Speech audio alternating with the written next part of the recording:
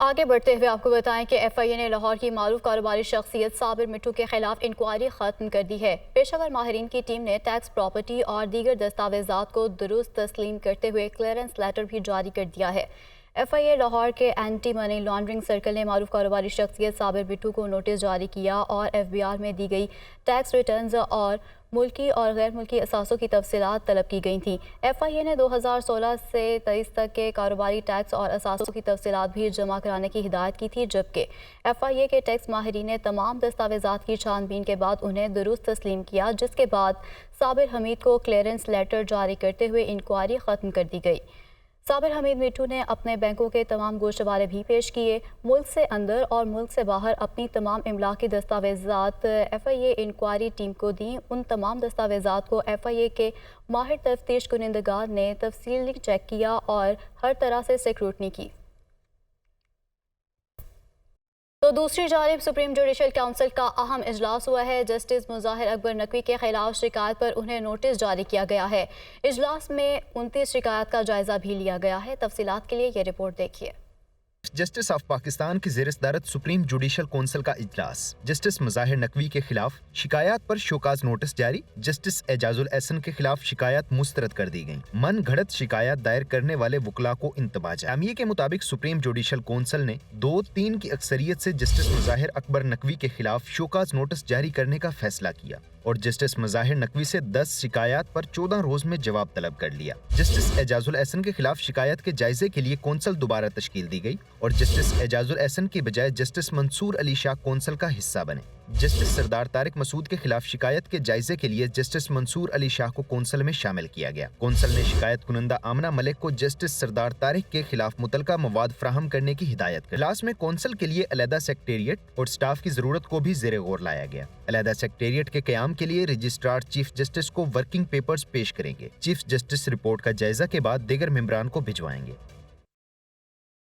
ओआईसीसी की जानिब से दूसरी पाकिस्तान क्लाइमेट कॉन्फ्रेंस के इनेकाद का ऐलान कर दिया गया है। कराची में होने वाली इस कॉन्फ्रेंस में मौसमियाती तब्दीली के हवाले से मुनाकिद स्टेक होल्डर के दरमियान मुज़ाकरात की नई राह हमवार होगी।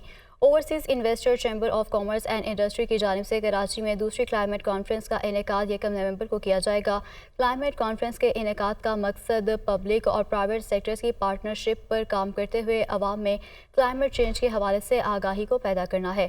प्रेस कॉन्फ्रेंस करते हुए OICCI के सदर आमिर बराचा का कहना था कि माहौलियाती तब्दीली से निमटने के लिए हुकूमत और प्राइवेट सेक्टर को मिलकर काम करना होगा।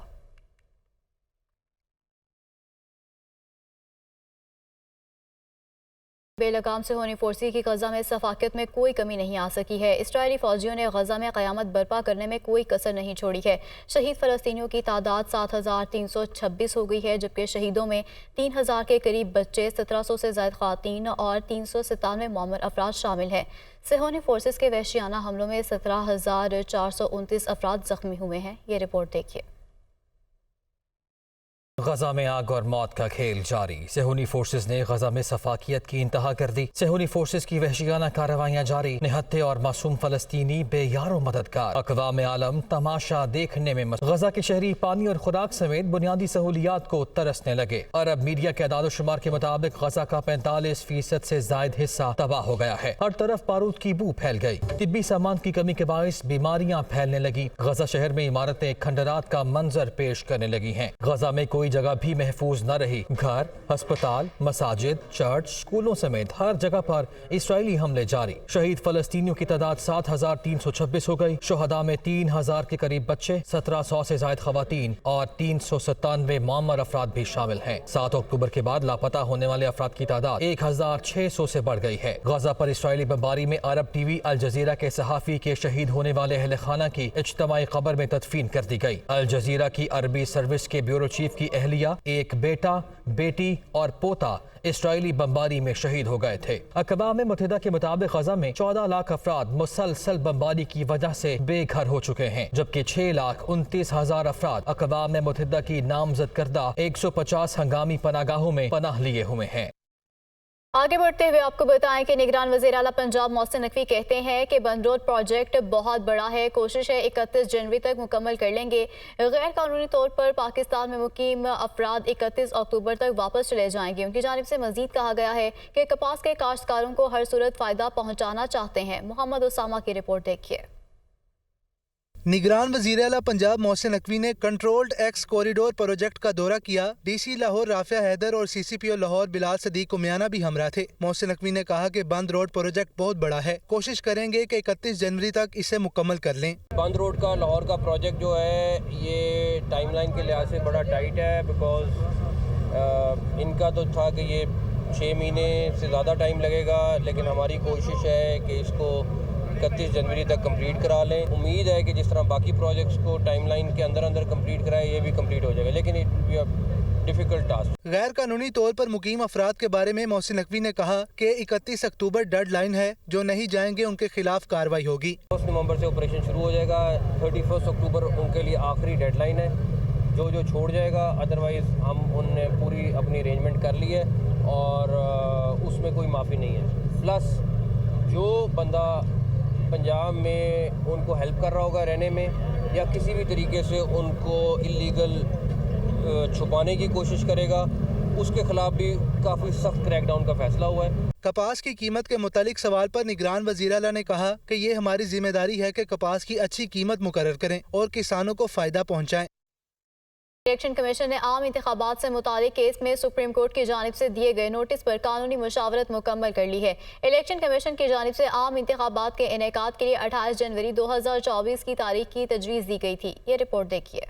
सुप्रीम कोर्ट में आम इंतखाबात से मुतालिक केस। इलेक्शन कमीशन ने अदालत उज़्मा के नोटिस का जवाब देने के लिए कानूनी मुशावरत मुकम्मल कर ली। आम इंतखाबात का इनेकाद जनवरी के आखिरी हफ्ते में करवाने की तजवीज़। ज़राए के मुताबिक इलेक्शन कमीशन पीर को सुप्रीम कोर्ट में आम इंतखाबात की तारीख के हवाले से जवाब जमा करवाएगा। ज़राए के मुताबिक इलेक्शन कमीशन की जानिब से नोटिस के जवाब में मौक़िफ़ अपनाया गया है कि इलेक्शन कमीशन आम इंतखाबात के हवाले से अपनी तैयारियां मुकम्मल कर चुका है। नई हल्का बंदियों का अमल 30 नवंबर तक मुकम्मल कर लिया जाएगा। आम इंतखाबात के इनेकाद के लिए सिर्फ इंतजामी फैसले करना बाकी है। आम इंतखाबात का इनेकाद 28 जनवरी 2024 बरोज इतवार कराने की तजवीज़ है। ज़राए का कहना है कि इलेक्शन कमीशन सुप्रीम कोर्ट को साफ और शफाफ इंतखाबात के इनेकाद को यकीनी बनाने के हवाले से अब तक के फैसलों से भी आगाह करेगा।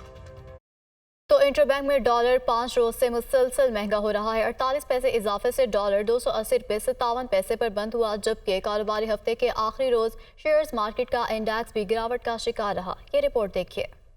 रवां हफ्ते इंटरबैंक में डॉलर 278 रुपये 79 पैसे से बढ़कर 280 रुपये 57 पैसे का हो गया। इस तरह 5 रोज में डॉलर की कदर में 1 रुपये 78 पैसे इजाफा हुआ। डीलर्स का कहना है कि इम्पोर्टर्स की जानिब से डॉलर की मांग और स्टेट बैंक के ज़खायर में कमी रुपए को अदम इस्तेहकाम का शिकार कर रही है। इसके अलावा जुम्मे के रोज ओपन मार्केट में डॉलर आवाम के लिए 281 रुपये 50 पैसे पर मुस्तहकम रहा। कारोबारी हफ्ते के आखिरी रोज शेयर मार्केट का इंडेक्स गिरावट का शिकार हुआ। हिस्सेस बाजार 241 पॉइंट्स कमी से 50,943 पॉइंट्स पर हुआ। ब्रोकर्स का कहना है कि रवां माह मार्केट का इंडेक्स लगभग 5,000 पॉइंट्स प्लस जाने से शेयर्स की मालियत में 550 अरब रुपए से ज्यादा का इजाफा हो चुका था, जिसको देखते हुए इन्वेस्टर ने शेयर्स बेचकर मुनाफा बुक किया।